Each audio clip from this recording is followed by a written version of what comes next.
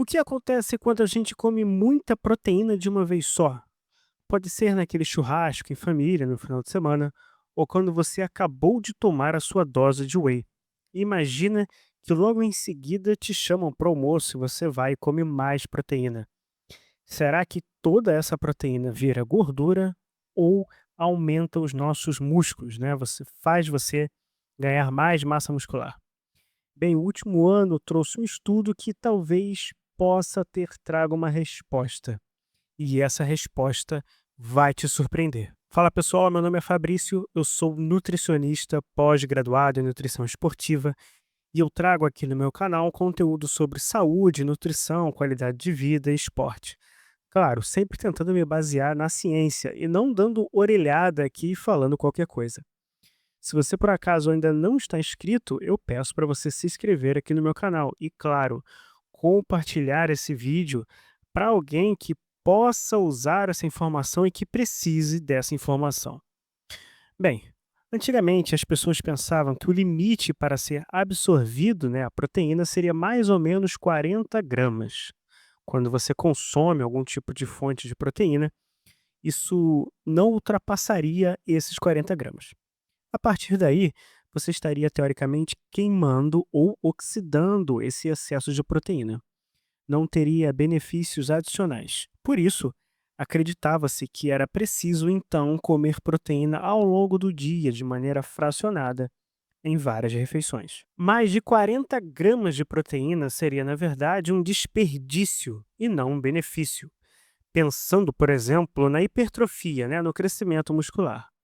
Mas graças às pesquisas e tecnologia, a gente sabe mais ou menos para onde que a proteína ingerida pode estar indo do nosso corpo. E essa ideia começou a ser questionada. Será que é isso mesmo? Será que 40 gramas de proteína por refeição é o limite que a gente consegue usar? No ano passado foi publicado um estudo que comparou a ingestão de 25 gramas de proteína do leite com 100 gramas de proteína também do leite. E por que eles fizeram esse teste com 100 gramas de proteína? Porque eles determinaram que a maioria das pessoas não conseguiria realmente ingerir mais de 100 gramas de uma vez só.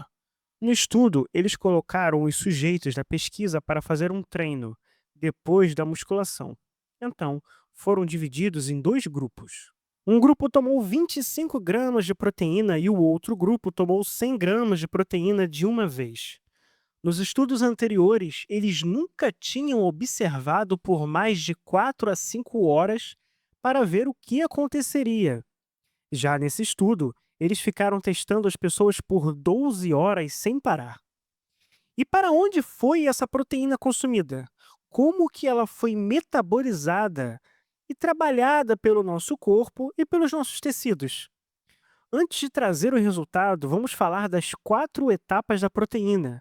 Depois que a gente come, né, a proteína e ela vai para o nosso corpo, ela percorre o nosso corpo e tem as suas funções designadas. Primeiro tem a ingestão. Isso, claro, acontece na boca. Nossos dentes vão começar a mastigar e triturar a proteína. Ou simplesmente engolir, se for um shake de proteína, por exemplo. Bem, esse começo da digestão é chamada de digestão mecânica. Especificamente, elas quebram o alimento em partículas menores para aumentar a área de superfície na qual as enzimas, que são as substâncias que quebram os alimentos, vão agir nas próximas etapas. Mastigou, o alimento entra no nosso trato digestivo, passando pelo esôfago, chegando no nosso estômago. Lá no estômago, a gente tem as glândulas gástricas, que são responsáveis por secretar o ácido clorídrico. O ácido clorídrico vai quebrar as ligações entre as proteínas, facilitando assim as próximas etapas da digestão, que estão ligadas aos peptídeos. Da mesma forma, a gente tem uma outra enzima chamada pepsina, que vai quebrar as proteínas em cadeias peptídicas ainda menores. Por fim, o alimento chega no nosso intestino delgado, onde, finalmente, o processo digestivo é finalizado. Nesse ponto, Os aminoácidos já estão livres, soltos, e eles são absorvidos da parede do nosso intestino para dentro da nossa circulação sanguínea. E, finalmente, na quarta etapa, esses aminoácidos, que são a forma com que o nosso corpo absorveu a proteína, vão estar lá no nosso sangue para poder fazer dois usos diferentes. Ou eles são usados pelos tecidos para produzir proteína, ou eles são oxidados, ou seja, eles são queimados para produzir energia. Muitos dos tecidos do nosso corpo podem usar aminoácidos, então, para produzir proteína. O mais clássico que todo mundo pensa é o músculo, né? O músculo usa a proteína para fazer mais músculos, para crescer e para se renovar. Quais tecidos também fazem isso o tempo todo?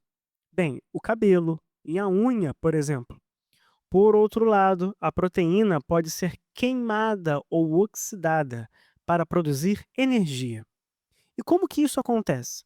Bom, lá no fígado, a proteína é quebrada e ela gera uma substância, um cetoácido, que também passa por uma série de reações metabólicas até virar uma glicose. E glicose é o que fornece energia para a nossa célula. Isso aí é chamado de gliconeogênese. Mas, no fim, nada disso importa. O que importa é vocês saberem que, através de reações bastante complexas, a proteína também pode ser combustível para o nosso corpo. Mas eles não são o combustível principal. Então, quais seriam? No caso, o carboidrato e a gordura. Por quê? Porque o carboidrato e a gordura fornecem energia através de etapas muito mais simples do que a proteína. Se eu comer muita proteína, o que vai acontecer? Bem, ela pode virar energia, que pode virar gordura, ou ela pode simplesmente virar proteína, fazendo mais músculos e gerando a hipertrofia muscular que a gente tanto deseja. Mas a proteína também pode fazer cabelo, ou pode também fazer a unha, enfim. Depende, né, de vários processos. E aí que entra a resposta daquele estudo. Os caras comeram 100 gramas de proteína e ficaram lá no laboratório, fazendo um monte de testes.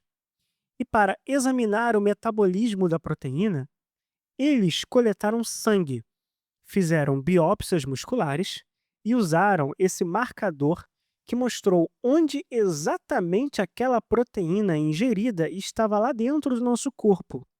Lembrando que eles fizeram um treino de musculação antes de consumir a proteína. No grupo que consumiu 100 gramas de proteína, muito mais aminoácidos chegou lá no sangue em relação a 25 gramas de proteína.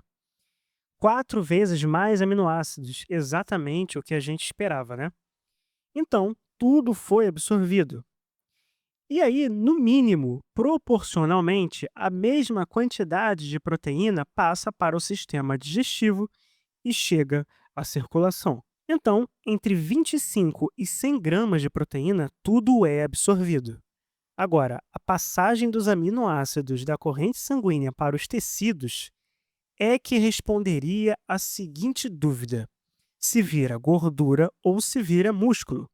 E aí, a gente conseguiu mostrar com esse estudo que a síntese proteica teve um incremento muito significativo no grupo que comeu 100 gramas de proteína. Nas primeiras 4 horas do teste, logo depois que eles tomaram o whey protein, o grupo 100 gramas teve 20% mais síntese de proteína em relação ao grupo 25 gramas.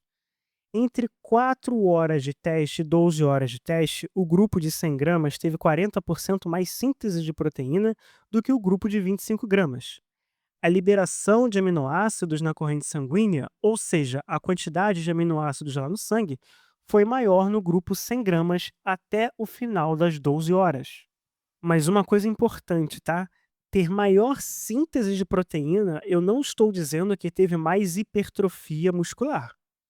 Síntese de proteína pode ser a síntese de proteína do corpo inteiro, como um todo, e não de hipertrofia muscular. Grava essa informação.